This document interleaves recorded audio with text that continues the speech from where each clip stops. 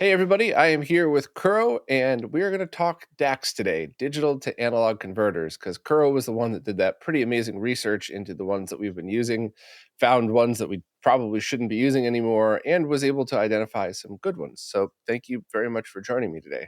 How you doing? Thanks for inviting me. I'm doing good.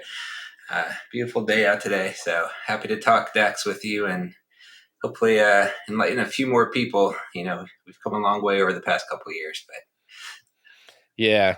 Yeah, and for anybody listening on audio-only services, Kuro's got a CRT VGA monitor with Windows 98 running in back, some Kanto Oro magnetically shielded speakers, a 9-inch BVM with a monoscope pattern. I see another BVM next to that with some Roland speakers. So, yeah, if there was ever one picture that could describe one of us, it would be this right here. yep. All my and there's more over there, but that's all out of frame. So Nice.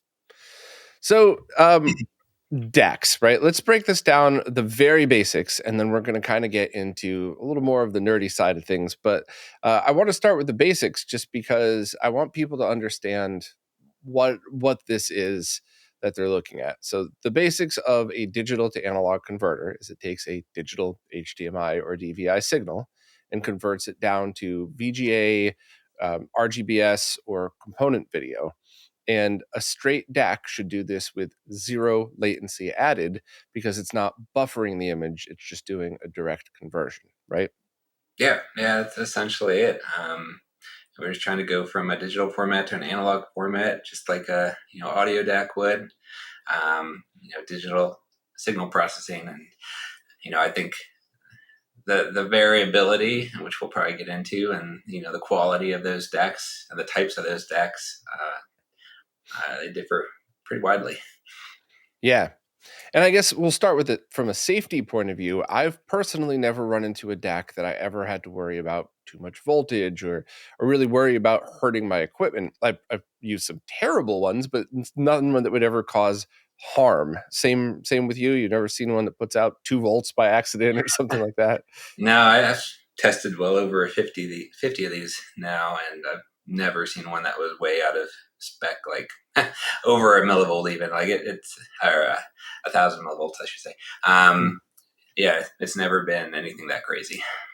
Yeah, the only safety issue is the very standard whenever you're connecting a D-sub VGA style something to a SCART device, you have to use something like the HD15 to SCART in order to attenuate sync voltage. But that is that is a general rule that could apply to basically any time you have something that looks like a VGA connector that you're going to SCART.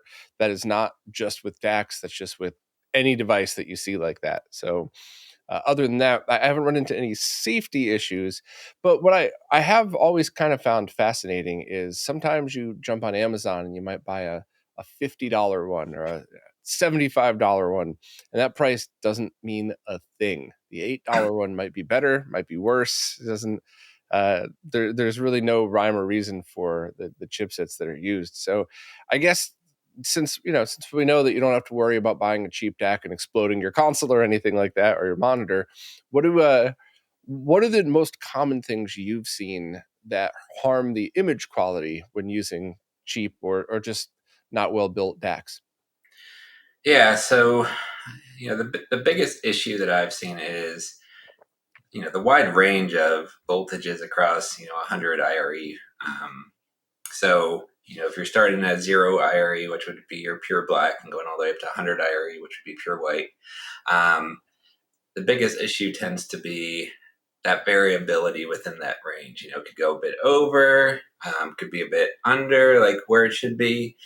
I think it's pretty well known now that certain set of DACs based on the AG 6200 ICs were known for crushing blacks, basically because as it got down in the lower IRE patterns, the voltages just tanked. They just dropped really quick.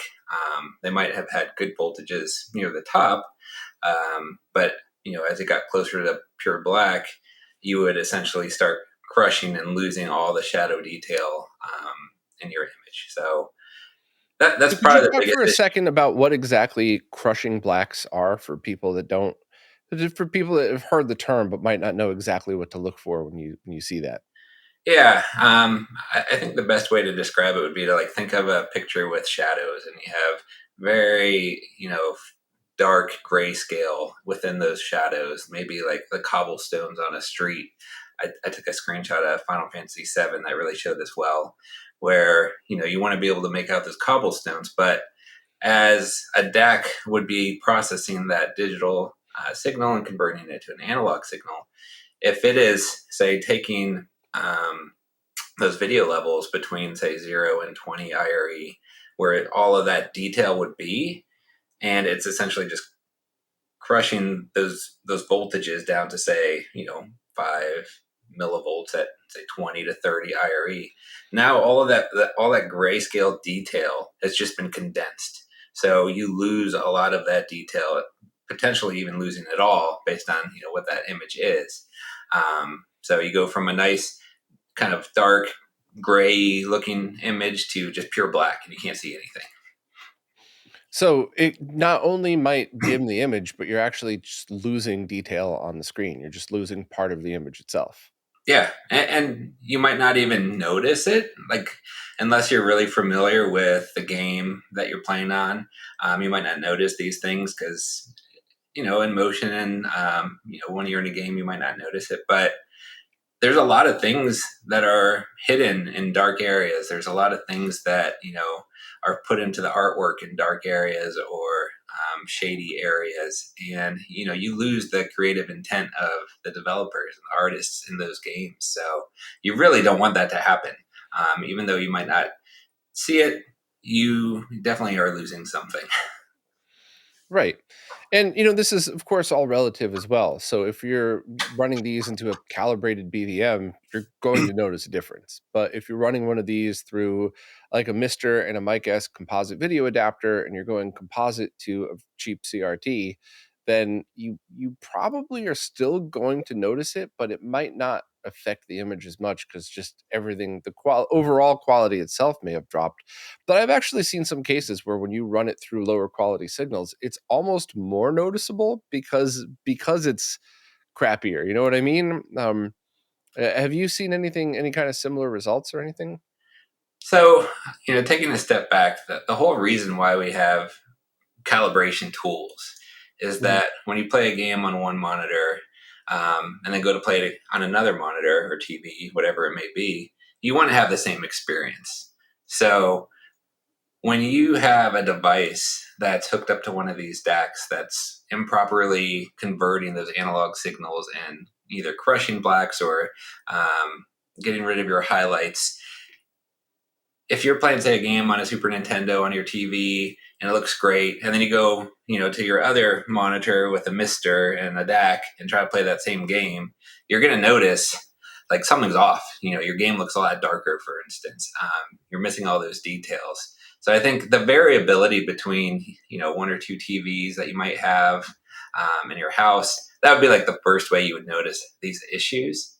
Mm, Um, I guess when it comes to like lower quality consumer sets, there tends to be a lot of I'd say like issues around the actual quality of those consumer sets. Like how well can they be calibrated?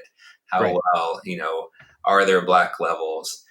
There's only so much tuning you can do on a consumer CRT versus a PVM, for example. And I think that's what you're getting at is like maybe a consumer TV just doesn't have the capability to get that calibration as good as you want. I've calibrated dozens of monitors. I've definitely seen where the colors just do all kinds of crazy things at the lower IRE levels. So it's definitely a possibility.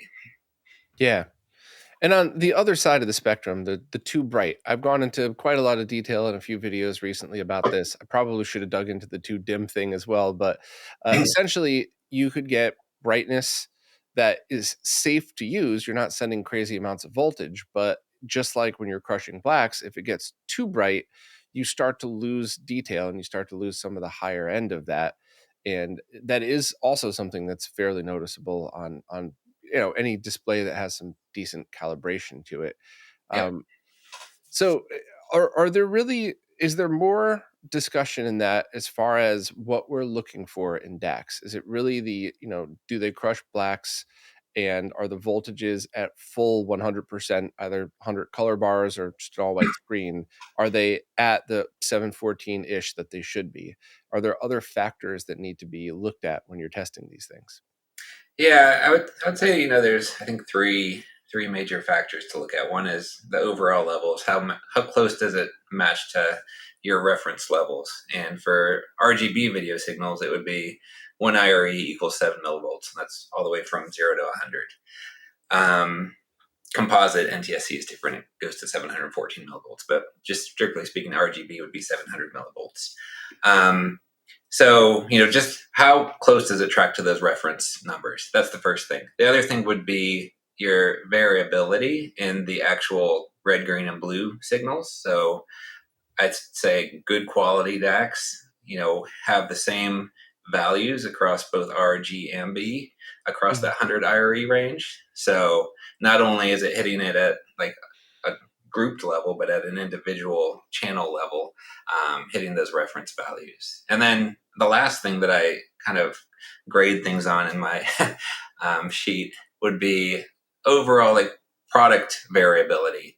And this is something that you definitely see in cheaper DACs where I've bought like 4 or 5 the exact same DAC, and they could be all different. Like they could vary in their RGB values, they could vary in consistency across the 0 to 100 range compared to reference. So there's a trade-off in going for a cheap DAC, and I think that's a lot more variability versus an expensive DAC where you get a lot more consistency. And I think that comes down to the actual quality of the DAC ICs that are used in these devices. Yeah, so I think this is a good time to just pause and talk about that for a moment, because I've talked about this elsewhere, but if this is the first time you're hearing about this, it might be interesting for people to know that when you have a lot of these cheaper commodity items that come out of these big factories, some of the reasons that they're so cheap is the components that are used, the manufacturing process, and they're often rebranded. So that's why you might often go on Amazon or AliExpress and see three identical looking things that have different brand names on them. Maybe there's a generic case that those manufacturers are using and there's different guts. Maybe there's actually only one manufacturer making those and they're being rebranded by three different companies. And each one of those might have been a different run of production. Every run of production could use slightly different components. So even if they're all using 1% tolerant resistors, maybe one batch uses higher quality than others, and they're not actually 1%, they're only rated at. So maybe you're getting 5%, which means for every 100 millivolts, you could actually be at 95 or 105. So you can have a pretty large variance in that stuff. All of that kind of adds up. So the consistency of manufacturing is definitely where you're going to see major differences in any commodity cheap device like a cheap DAC or HDMI splitters and switches and all of these things that we get. And that's kind of why I always push the whole price factor in something. If you buy something for $8, you have to realize that there's a reason that some of them are 50 or 200 and some of them are $8. The Yeah, yeah, cost is cut in places like, doing the quality assurance checks, putting these things, taking one out of every 100 and running them through the test that you want to go through. And whether they include audio DACs as well, whether the audio DAC is embarrassingly bad or just good enough. Because I've seen $10 devices that have, or maybe even $20 devices that have audio DACs that are fine. They're not going to impress anybody, but I've also seen the exact same cost of a DAC or an HDMI device where that audio output is embarrassingly bad for no reason. The cost shouldn't have been any different. They just built it badly or used the wrong chip. And that's the very last thing, is certain chips themselves aren't really built to the same standards as others. So you can get one chip that always performs the same, and you can get another chip that you could fire up 50 of them and you could replace them in the same exact board, and each one might be a kind of a 5% tolerance situation. So there's a lot of factors when you're going to cheap commodity items like that. And that's definitely, no matter what you're talking about, you need to keep all of that stuff in mind. But also, I'm a very strong believer in price is price does push a lot of these things, right? If I needed to solve a problem today and it's an $8 solution and I could throw that device in my toolbox for whatever I need it in the future, I will absolutely do that and hold off until the more expensive, better one comes out. I have no problem with that as long as people understand and are educated. Hey, these are cheap commodity items. Maybe yours is going to suck. If so, return it. Maybe it's going to be just fine, and then understand that it's just fine. It's not the best solution, but it's a solution for the moment. So Yeah, and that's the whole reason I added the kind of like ratings chart or ratings mm, information to my chart so that people could go in and find, you know, what's at least a good quality deck. Like I have, a 5-star rating and like a 3-star is still good. And I think a 3-star would be something that you probably wouldn't even be able to, I mean, maybe a trained eye, but most people probably wouldn't be able to tell the difference between a 3-star and a 5-star. And a mm, lot of the cheap, decks that are 3-star, like, $10. But I also want to add like the variability of the manufacturer. We just saw recently the Mo Reed DAC based on AG 6200. It just recently changed to a new IC. mm. I think the CS5210, something like that. And it's a lot better now. So, one of the things, if you're going out finding a cheap deck, I used to say never stay away from those Mo Reed decks because they're based on the AG 6200s, but now potentially you could get a good one. There is some variance there in the ones I've tested, but I think when it comes down to it, if you have an oscilloscope, you can test it yourself, return the bad one, keep the good one kind of deal. But Yeah. if you don't have an oscilloscope and you want good quality results, spend the extra money and get a good quality deck. That's the best thing you can Yeah. do. And I always try to put that into perspective too. You can get those cheap $35 oscilloscopes that, I would never tell you to design a product with that, but if you just want to test your DAC to see, sure. Even if it's a little bit off, you should be able to see right away what's performing well. And depending on your budget and your use case, buying a couple of $10 DACs and a $35, mini scope like that might actually be better than spending $250 on one if you plan on using them for multiple things. So everybody's setup is different, and that's certainly something to keep in mind for that stuff. Yeah, I mean, I use a HD Fury X4. That's my main deck, and the Hmm. reason I use it is multiple things. One, it's a very good deck. It's very consistent. Two, I like the fact And that the it audio DAC in that is also very good as well. yeah, great Hmm. components within it, and you pay for that. So, but I also spend like $500 on a Mister, so spending a little more on a deck is worth it to me. Um, that said, it's got HDMI pass through, so you could send your direct video through that, as well as just a standard HDMI signal without having to mess with all your cables. And then, like you said, you could also use it as an audio deck, pass in an HDMI signal, and it'll extract audio for you. So, Yeah. finding the right DAC based on your, media workflow is definitely something you need to consider. Yeah, and that's why I guess you could say promote some of the solutions that aren't that great, because if you take total cost into mind with stuff like that, I always try to make it clear that when I recommend these, they're not the best, but total cost. So let's say you want to get, like, let's say you get the Retro Castle digital only case. It's about to be released on the AliExpress store. Ryan's got pre-orders open, and 6 months from now, you're like, I got a CRT. Let me start using it. Well, what's a good way to go about doing that? Well, at the moment, you could take some of the DACs on your sheet, like the Benfy one, the one that I've been using for a while, and bring it home, throw it on a scope, double check that it's still good. It's, the batch I got was good, but who knows what you're going to get. But that doesn't do audio. So then you're going to have to take the SPDIF output of that case and get yourself a good audio DAC, or put it directly into a set of speakers that has digital input. But if not, then you probably want to get something somewhat decent. So Yeah, depending on your budget, you could get a $200 Shit Modi, and that's actually the name of the company, SCHIIT. And those are great. I love those. You can get cheaper ones, but you know that's a lot for somebody, right? Buy either a HD Fury 4 and get everything good for 200 and something dollars, or get yourself a $10 video DAC and then test it yourself, and then go and spend anywhere from 50 to $200 on an audio DAC. So a lot of people might just be like, hey, I just want to hook up a component video CRT that I got. I don't even know if it works. That's why those solutions with the Ranky adapter, with the built-in audio that's fine, No one's ever going to say that's great, but it's fine. You could pick up one of those and just solve your problem today. And then eventually, if you're like, you know what? I love this. This is awesome. But I am seeing the black levels drop out. I am seeing the video wash out. Throw that thing in your toolbox. You're going to use it again at some point if you're messing with CRTs, and then go and decide where you want to spend your money. Maybe you get the retro castle case with the DAC built in. That's awesome. Maybe you go and get an HD Fury. Maybe the community built one that's been slowly worked on over the past year or so. Maybe that's going to come out and be the one to get. But at least there's a solution for now, and there isn't a safety issue. But I do want to make sure through stuff like this, and just even in the weekly podcast, people know that those aren't this is the holy grail of DACs. Like, no, it's just we're solving a problem and we're being honest about it. It's nothing wrong. It's not like those composite to HDMI converters that add like 7 frames of lag. Yeah. Those don't use at all, ever, period. Unless, unless you're not actually gaming, unless you're just displaying or something. But I mean, I think yeah. the one thing I want to say is, like, over the past couple of years when I first found this issue, and I know others found it too, but like when I first documented it and started putting it out there, I'd say the whole community has changed over the past 2 years. You start to see manufacturers of these boards take notice and be like, okay, now I got to be held accountable to the quality of the product I'm making.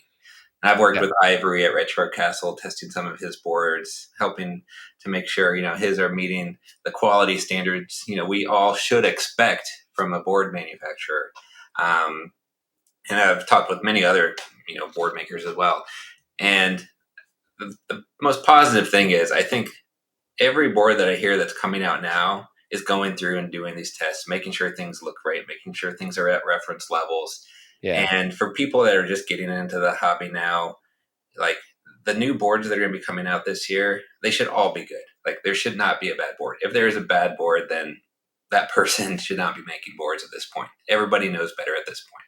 So, you can buy a cheap deck for now to hold you over, maybe till one of these new boards comes out. But I'm definitely going to upgrade to Ivory's new board as soon as he gets one out to me. So Mhm. I like his methodology of creating a direct video board that's going to support the 2 RAM modules, but also that he's going to have a modular DAC on it. So maybe in the future he's going to switch to a different DAC, or you want to use a different one. It's going to be modular, which is super cool. Yeah, I didn't even talk about that in the video because I didn't want to confuse people, but that's definitely something I'm excited for too. But I mean, you also just kind of touched upon something that I've been dealing with since I started RetroRGB well over 10 years ago now. And some people ask why I used to recommend one solution and now I don't anymore. And that could be applied to anything, not just DACs. And the truth is, a lot of times especially when I started the website, things just didn't exist. And people whipped together a solution that was fine. And that was the solution then. But as we're all learning together and growing together, people don't have to do all of this research from scratch by themselves. We're all just kind of building off of each other. So now we learn all of that, and the next revision of the product has to reflect what we're learning. And while I don't like to be negative, the unfortunate truth is there are a lot of people out there that don't grow with us. They did that one thing that they did 12 years ago and they still just do it slightly different, but not really. Whereas there's other people that pay attention and they see what we're doing and they start changing the way they make their products to keep up with all of the new knowledge. And a lot of times, cost has nothing to do with it. Sometimes it does, but sometimes you can make the same product for the same money and have it just be infinitely better just by the knowledge that you've learned in the way we do these things. So that's kind of why you may have seen me say about any product, by the way, like if you watch one of my first videos, it's, oh yeah, I love this. And now I never even talk about it anymore because that person or company, and there's quite a few, just didn't keep up, and all the rest of us are. And So we all learn along the way. We all make mistakes along yeah. the way. But as long as we learn and improve, that's all we can do. Yeah, that's why I'm pickier who I work with these days because I will drop anything to help people that just that are one of us. They want to learn. They want to do better. I mean, Ivory from Retro Castle is the perfect example. I've never once caught an attitude from him when I asked a question, even when I made wrong measurements once or twice. He wasn't like, screw you, my product's perfect. It's, oh, really? Okay, well, how'd you test? Let me see if I could reproduce it. And then 5 minutes later, I go, stop, my fault. I screwed up. Like, I like it when people have that attitude of, I want my product to be as good as it possibly can. And I'll listen to anybody.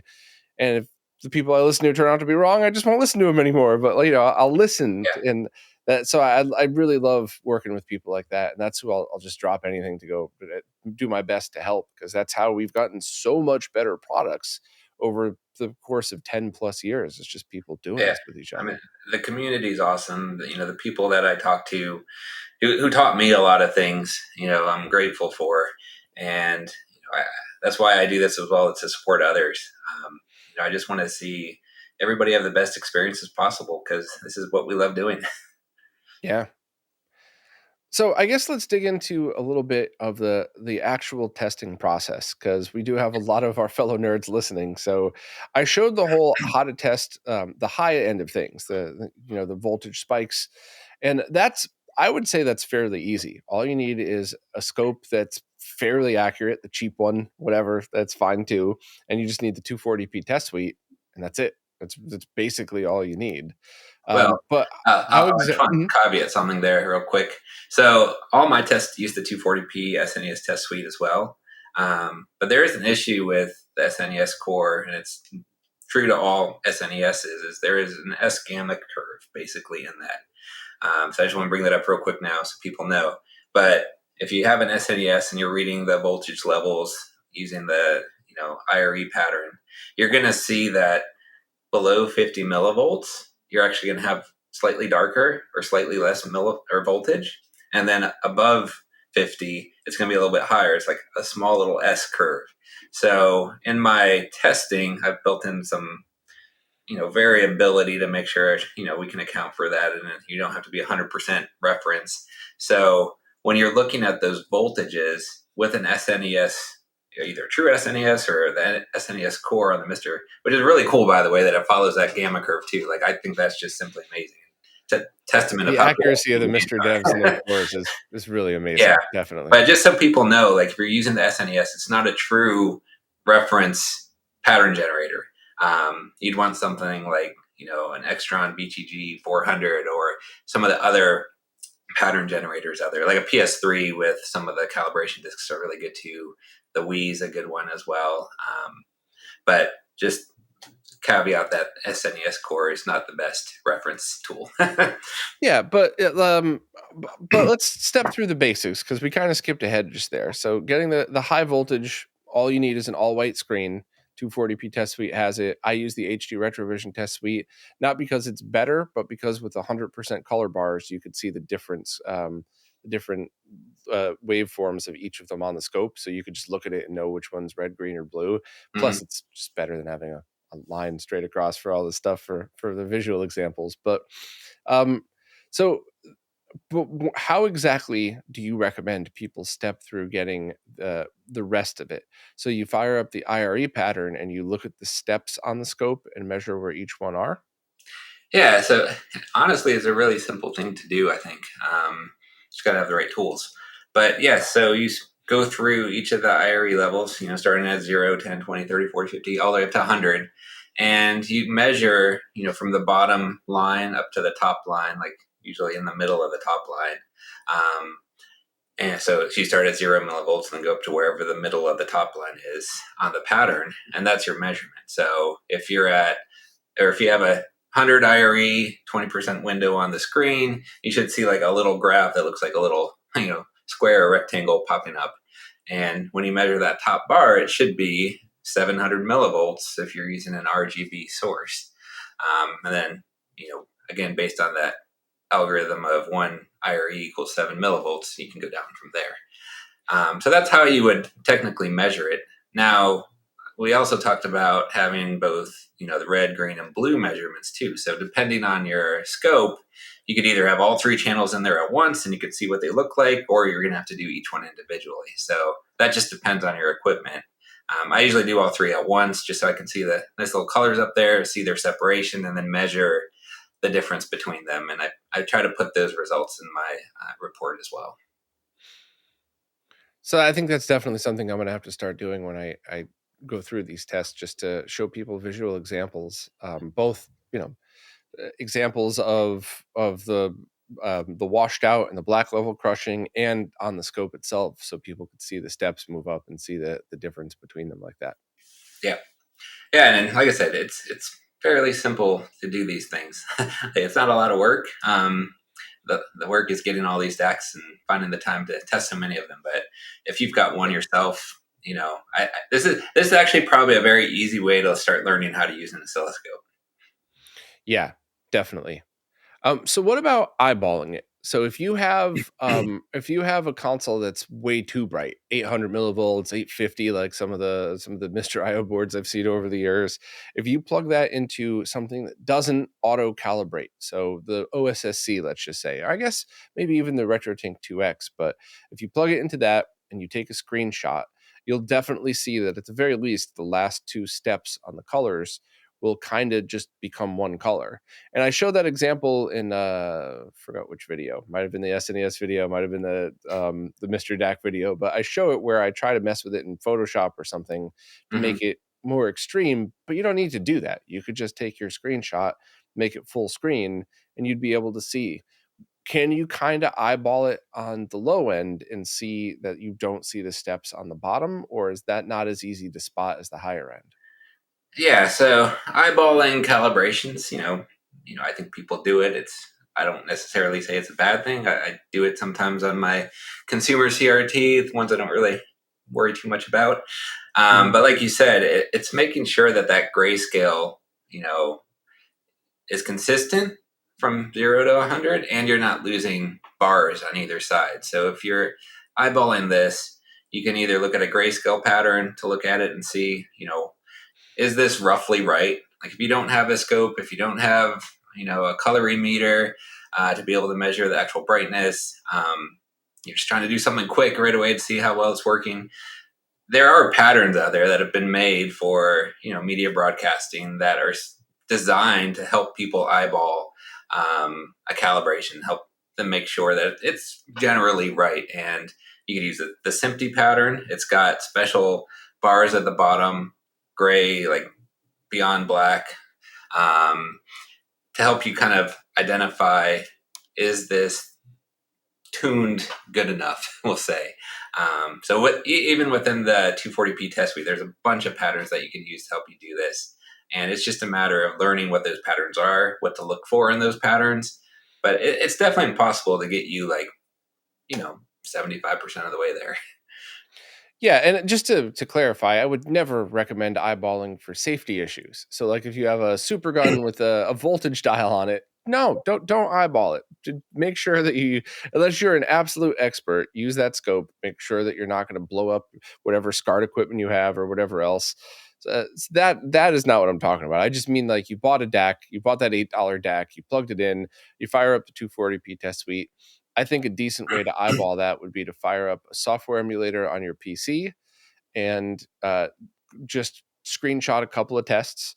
And then you would need a capture card for this, but even without a scope, you could make it, run it through your computer, make it full screen, and then just compare and contrast. And it's obviously not going to be as good as a pure digital emulated sample. But if you're missing 5 steps on the bottom, then and it's crushing the blacks. So it's you're not there, you're not trying to get precision measurements. You're just basically able to say, okay, I'm not crazy, I'm seeing dark missing, or I'm seeing things washed out and the image is too bright. At least you could verify eyeballing it that way. But I Yeah. definitely not saying calibrate everything in, or and certainly not for safety, just from a basic, like, let me do a sanity check and fire up a test pattern. Like I remember back in the day when DVDs came out, there's the Disney Wow Disc. You remember that one? Had some of the Yep. calibration tools in there, the little blue filter. Um, like those are good tools to get you a good image, right? If you've got a DVD player, you got a PS3 or something like that, you can buy a disc. There's open source discs that can help you get there. So you could start there, I'd say. The one thing that you have to be mindful of is if you're using the Mister with a DAC that you bought online and you're calibrating your monitor with that, if that DAC was, bad, and you just calibrated your monitor with that bad DAC, now that monitor is tuned improperly. You hook up a Wii or a Super Nintendo to that now that's going to be off. You could potentially, like you said, there is a chance you could damage it if you're cranking up the brightness too high. Things like that's definitely not good on a TV. So, that's something to be mindful of. Don't calibrate with a brand new DAC. I would say use a source that you trust. Um, Or that's my calibrate with a brand new DAC that you've already tested. So Yeah, if you've tested the DAC, go for it. If you've yeah. hooked it up to an oscilloscope and you verified it works or something like that, great, use that. But if you're just buying one off of Amazon, I'd be cautious about trying to calibrate with that right away. So this is a perfect segue into the other thing I wanted to discuss with you, in that how CRTs and analog displays of any kind are far more tolerant for stuff like this at a cost. So the example I used in one of the other videos I did, it was basically when you go into arcade machines. Um, Arcade machines are always designed to be tweaked for the board that's in them. Even though that's not the quote unquote right way to do this, that's just the way it is. From the dawn of arcade machines to now, the arcade boards are wild and all over the place. I've seen 3 CPS 3s be output completely different voltages on the JAMA, to the point where you wonder how that's even possible. So arcade operators are basically the ones that are always used to eyeballing it, and you fire up the test pattern that's in that arcade board and kind of tweak it. Mhm. And that's not something outside of the arcade world. That's not something I would recommend a lot because of what you were just saying with consumer TV calibration. But I would like to talk just for fun about why CRTs and analog displays are a little more tolerant, but also what happens if you just turn the brightness up to compensate for something that's too dark, that type of thing. So I guess we'll start with the why are they more tolerant than a digital display? That's a good question. I mean, I'm not an expert, I would say, but I'm thinking one of the biggest factors is when you have a digital display, there is a hard cutoff usually on what it can display and what it can't display. Mhm. With analog signals and analog devices, there's a bit more wiggle room in that sense. You look back and we had brighter than white, things with component video where you're supposed to hit, what is it, 225, but it could go up to 255, brighter, whiter than white, they called it, I think. So there's like some flexibility, we would say, in what a display could actually do. And while, if you read through the service manuals for TVs, they have the exact specifications, the exact nits you should be hitting, all of those things. If you crank up the brightness another 20 nits or 40 nits, it shouldn't affect your overall picture image. It'll just make it brighter. You're not going to lose data. You're not going to lose highlights, for example. And, one of the reasons they had this was in a broadcast center, they're very dark environments. You don't need a lot of nits in a dark environment to get a good picture. A lot of our BVMs and PVMs would run maybe at 80 nits or 100 nits. But if you took a PVM out into the field, you'd want 120 or 140 nits. And that's why when you actually look at the ways in which you calibrate a monitor, you calibrate it not in the kind of like on-screen display settings. You actually go into service menus, adjust brightnesses and contrasts, gains and biases in there. And then once that's all done, you can actually use the buttons on the monitor to increase brightness or increase contrast based on your viewing environment. So there was a lot more wiggle room, built into them just because of that nature of you didn't know where or how you'd be watching that video. I think that's a great way to describe it. The way I like to visualize it, which I'm probably going to describe it terribly, but when something goes digital, that's the moment it hits digital. It's a snapshot of that total package in that moment. So for every frame that's drawn on a digital display or a capture card or whatever else, if something is too bright or too dim, it is captured like that. So it's like if you have your shutter on your camera too open or too closed, and then you just take that picture and you put it up on your screen, it is digitized that way. Whereas when you're going through a CRT, it doesn't lock it into that. The components are more tolerant, so that the signal passing through is more tolerant. Now that I'm saying that, that sounds really dumb. I probably shouldn't even. It makes so much sense in my head when I visualize that, but I didn't explain But that one very well. you're talking about the clipping of a digital signal, right? Like when you're, Clipping or the crushed black, yeah, same thing, you know. yeah, So it's it's mhm. when you go to that analog to digital conversion, if the device is designed to only take up to a certain amount, and you send a signal, like say a Dreamcast, which is what 800 and some odd millivolts normally, you could potentially clip that.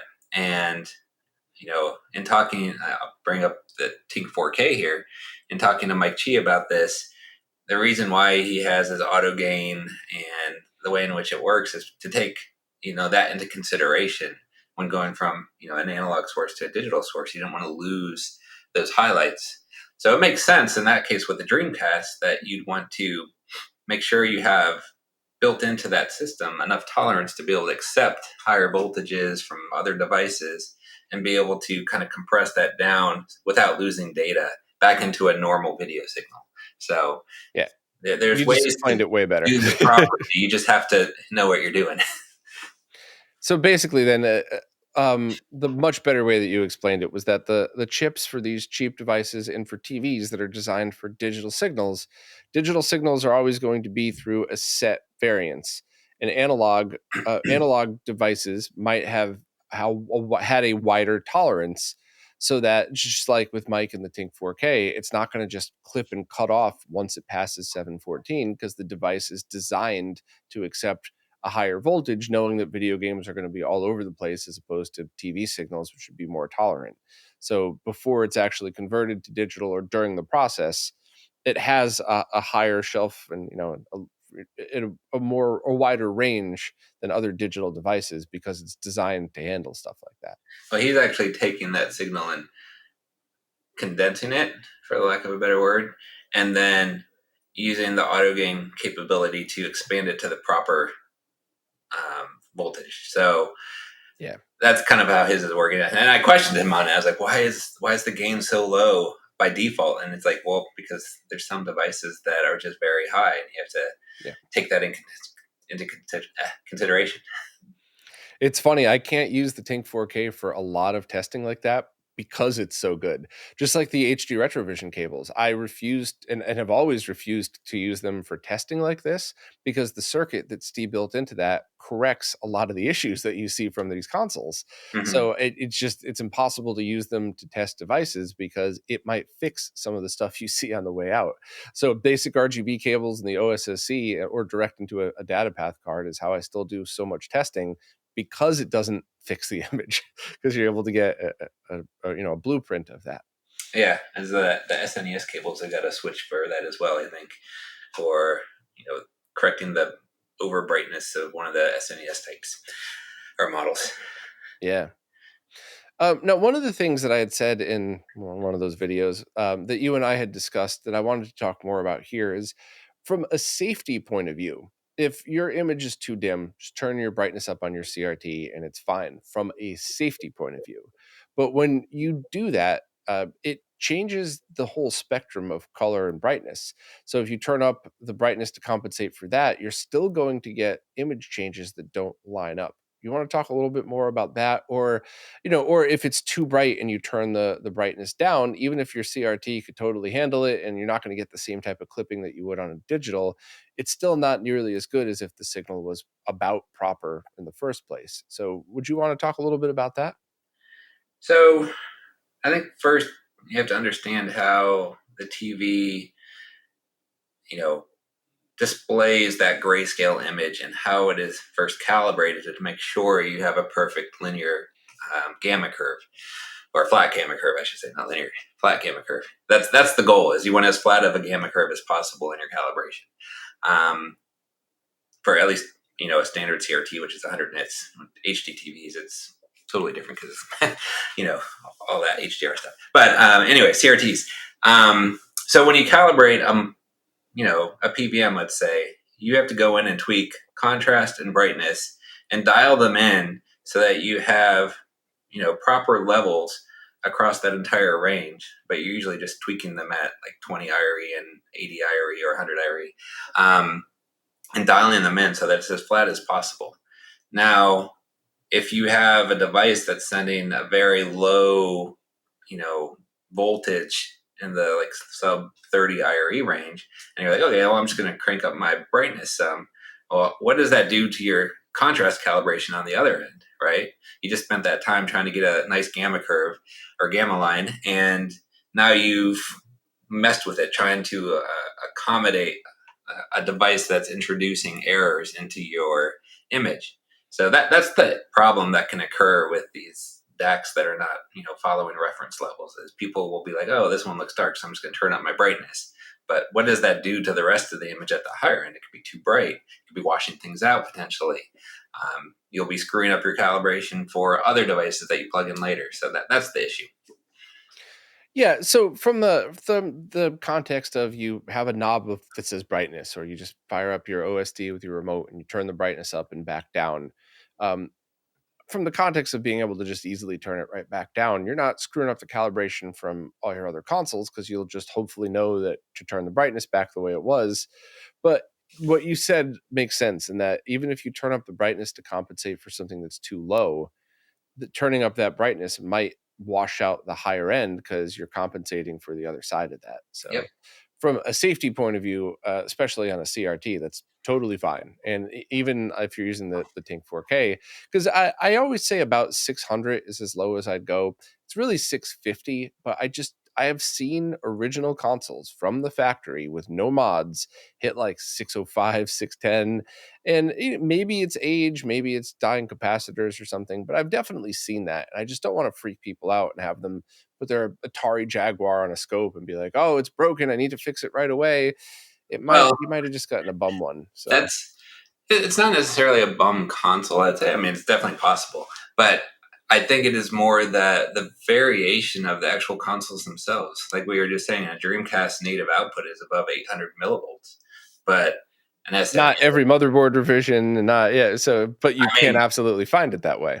every Dreamcast I've seen and heard of is above 800. I will just say that. Really? But yeah, I gotta test mine again with now. RGB, like Yeah. with a VGA connector, not composite. Um, but an SNES would be, I think it's below 700 millivolts, and it can vary between product runs with the same console. But I think the thing to keep in mind is that those consoles were made and designed around whatever that flaw might be, right? Yeah. So I would say just because the Dreamcast is high, SNES is low, whatever the other consoles are, they were designed for that, and the games kind of, I think, took that into account in their artwork and other things, most likely. Not always the case, but most likely. So I let all my consoles do what they do, right? And then when it comes to something like Mister and its output, like we were just saying, the SNES score has that ischemic curve. It's following the hardware and what it did.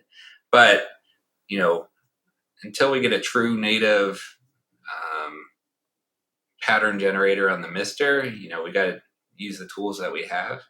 And I just try to make that close to reference. I'm like, that's just a good baseline to have. Try to hit that 700 millivolts with RGB.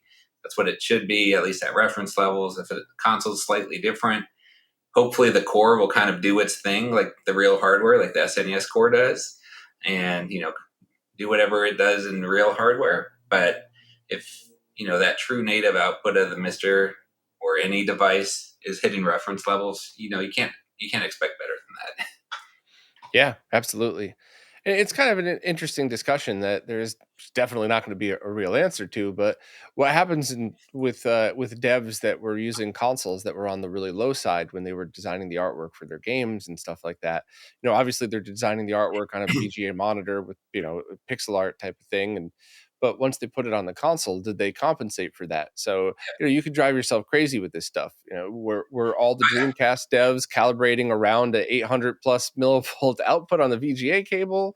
Were they just doing the artwork the way it's supposed to have been done, and then just not even caring after it? I mean, you could obsess for ages over this, but my strong personal opinion is I'm not going to freak out if my original console is off, Yeah. especially if they're all like that.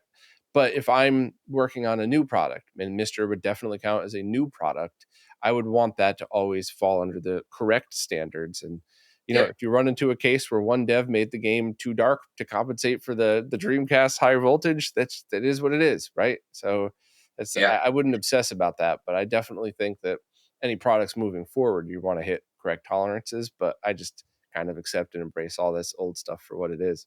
Yeah, and I would think like if a console is, let's just say there's some console out there that was 600 millivolts natively. I don't know one, but say there is, and it's got a core on the Mister, and your Mister, is configured for reference level 700 millivolts.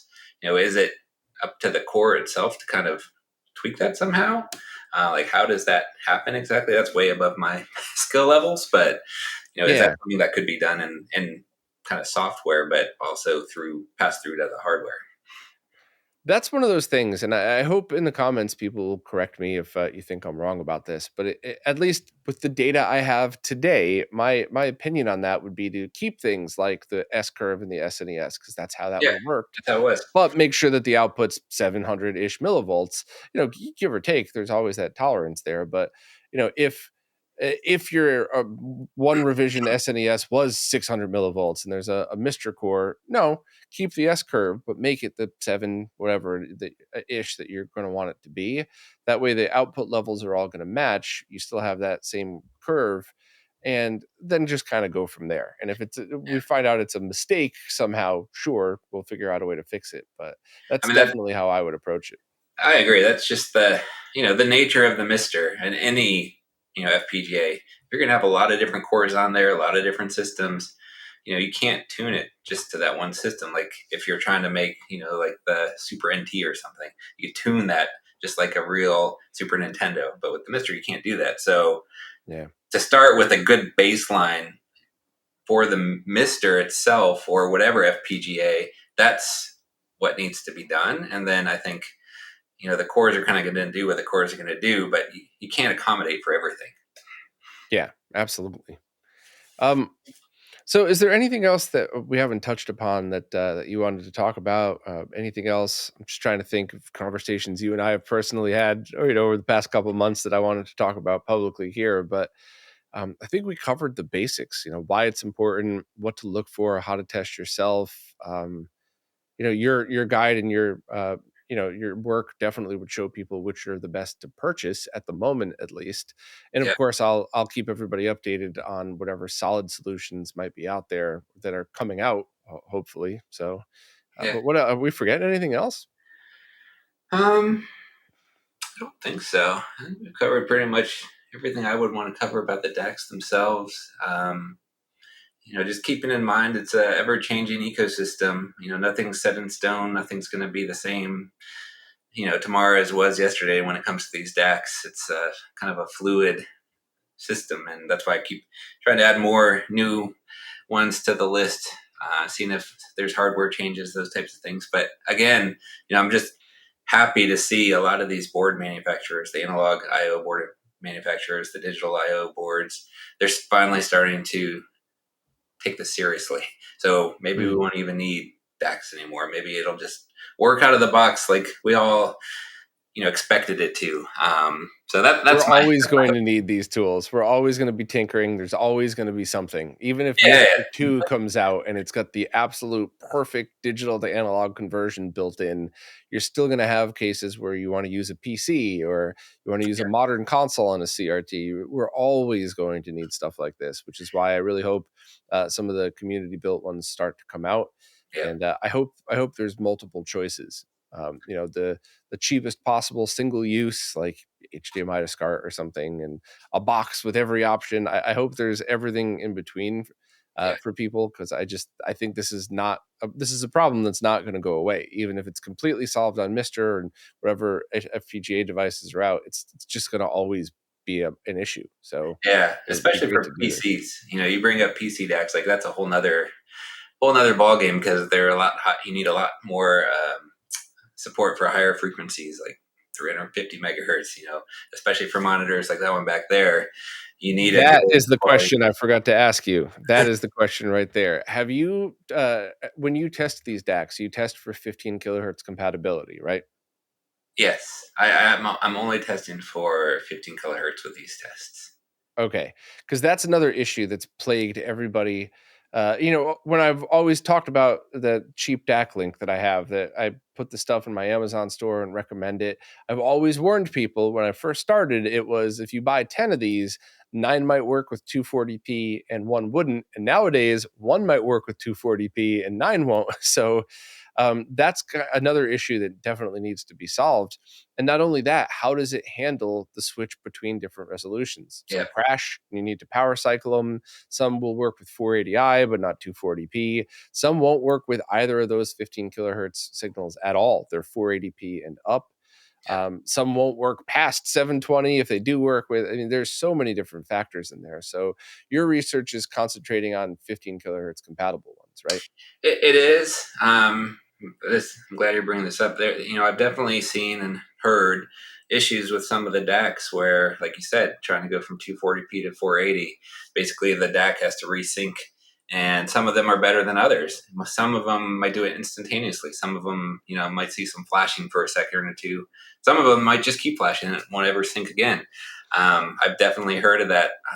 I know some of the icy box ones have had that issue. I haven't Mhm. had the issue with it, but I've heard other people have. So, make sure you test them. If it doesn't work, you can try a different one. But I can't test for all scenarios, unfortunately.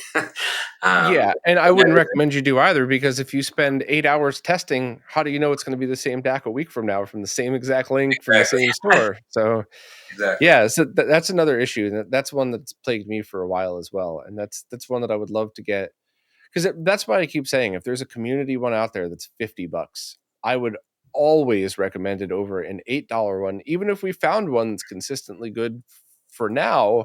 How do we know it's going to continue to be? Whereas if we find one made from our community for us that checks all of these boxes, that could go 240p to 1080p, or maybe even just 720, whatever, that would be ideal. Yeah, So that's I mean definitely one that I've run into.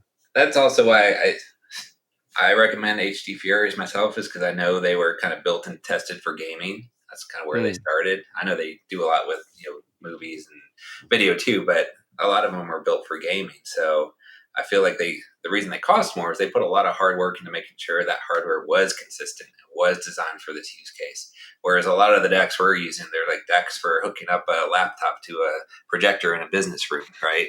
exactly. So you know HD Furies might cost a good bit, but until, like you said, a better solution comes out, like made by the community for the community, that's going to be consistent, that's going to be tested well, it is always going to be a risk buying these cheap decks. Yeah, I'd like to test a scenario. Well, you could probably just test it if you want to throw this up on social media or something. But the stream I did, the last Mega Man stream, I had the Retro Castle Mister with just the HDMI out. I was not using its DAC, so I could run this test specifically. And I had the HDMI going into a View HD splitter with audio extraction. For whatever reason, I have never found direct video working with 4K splitters, but 1080p they would work. That's not a set in stone rule. It's just the ones, that 20 or so that I've tested. And then one of the HDMI outs went to the Tink 4K and it used its Mr. Direct Video mode. The other went into the Benfy DAC that you suggested into a CRT, so I could just game that way. And then I had the View HD's audio output just to get audio for the moment. And the interesting thing about that is resolution changes tripped up the splitter.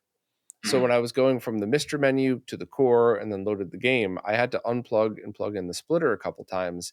and then it freaked out the my OBS. I had to close and reopen OBS after that stream was over to fix the audio for on the local side of things. Yeah. So there's so many factors. With the HD Fury 4, have you tried that? Have you tried HDMI in from the Mister, HDMI out to the Tink 4K, and then VGA out to your monitor, and see that if you could do it that way? With the HD Fury, I've done it where I send it from the Mister out direct video, and it will send to my CRT, and then to the Tink, and then to my OLED, and that works. Like the picture's You not don't get perfect. crazy I, dropouts or anything like I that? didn't get crazy dropouts with that. It might flash for a second or two, changing resolutions or Oh screen yeah. normal, but um, yeah, I've done that a lot with the HD Fury. And then recently, I just kind of changed up my whole system when I got a HDMI Extron SMX board. So it's Mm. HDMI 4x4, so it has four inputs, four outputs. Um, and that's been working great. And I think it Oh really wow. comes down to the quality of these HDMI components. I've tested other HDMI splitters, the 4K ones. I say they do 8K, but they're all crap. Like unless you Yeah. spend some money on a good one, I think like these direct video signals are just confusing them, and they just spit out nothing. So Yeah. I got rid of my old cheap Amazon, 4K splitters and whatnot, and I got this extra on board, and it's been great. So yeah. Have you ever seen the HD Fury 4 in one of the cheap deals that HD Fury has on their website? I've only seen the older stuff. The deals that they have, like a multi pack, you can buy five of them. I think for like $200 a piece, kind of thing. No, there's a deal where you have to enter a password in order to get into the website, and you're welcome to figure out what that password is if you're listening. But you can just go in, and they have, I think, extra stock of stuff that they sell off very cheap, and it's usually their older stuff. But I've never seen the. I only found out about it a while back, but I've never seen the HD Fury 4 in there, so it's still a full priced product. You can't really get any discounts on it or anything, I guess. Yeah, I've used that before, like a year or so ago when I wanted to test a bunch of them. That I think they don't have the HD Fury 3s anymore. I don't think you can get those anymore. And the fours, I don't know where they're at stock wise. I haven't looked probably in like a year, but if you've got some friends and want to get an HD Fury for cheap, definitely look into buying through there. Usually you can get a good deal on like five of them, but even the single ones were cheaper through that welcome portal. And the HD Fury 3 looks like it also has a does it have an a switch, or does it have a HDMI pass through? I couldn't tell when I was looking at it. I don't think it has pass through. I think it's got AB switch, so you two can put. inputs. Two inputs, I Yeah. believe. Yeah, and so it really is the HD Fury 4 that has the pass through in it, so it's essentially an HDMI switch and a DAC all on the same time? Yeah, yeah, it's a Yeah, great device. and that's 250-ish dollars for that one, so that's, Yeah, but I think, yeah. like I said, if you buy a 5 pack, you can get them for like a 200 each. Just gotta find four friends. Yeah. Yeah, that's interesting. That's definitely something I'd love to check out. I just, I really, really like finding solutions that are more affordable for people, and I myself will end up sticking with cheap solutions as long as I can, just so I can continue to test that to help Yeah, other people out. I'm so upset that the Vention DAC that I tested a few months ago was a pass-through DAC that worked really well, got good scores, and they must have only had like a dozen left in stock because as soon as the word got out, they just sold out and they haven't come back. And I Yeah. talked to the manufacturer, and they're like, "We're not making it anymore." And I was like, "It was like a $20 HD Fury 4." Really? Yeah, Oh, that so sucks. that was too bad. I've been waiting to find another one like that. I keep looking around, but I've tested a few of the other Vention DACs. They're just not not like this one. So Yeah. definitely don't go out and just buy some Vention thinking it's going to be a good one. Well, I mean, based on this entire conversation, I wouldn't have anybody go out buying any of these cheaper ones expecting anything.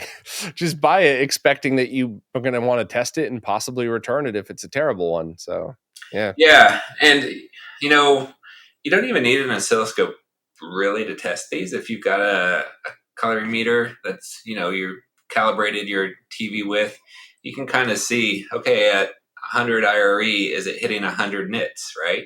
At 20 IRE, is it hitting whatever you calibrated for, 3 nits, let's say?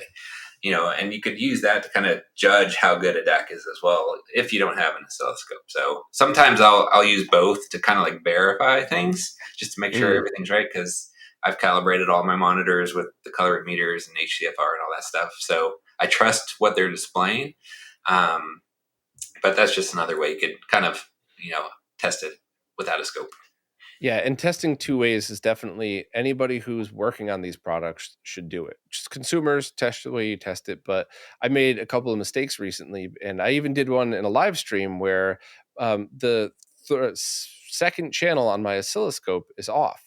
So if I put an all-white screen and I test the red, green, blue colors, green will be off. But if I unplug the BNC connector from the green input and plug it, input 2, and plug it into input 1, it's exactly the same. That was one of the mistakes I made with Ivory, was I said his green was off. It wasn't. Yeah. I just did a live stream, just slapping on those two different DACs, testing them, and they were both off, and that it was the scope. So I got to do a video with Voltar soon about how to calibrate your scope for this exact and reason. check your BNC, connectors and terminators too, because I've had bad, BNC connectors where if they're not 75 ohms, they could throw off your, readings as well. So make sure you test those too.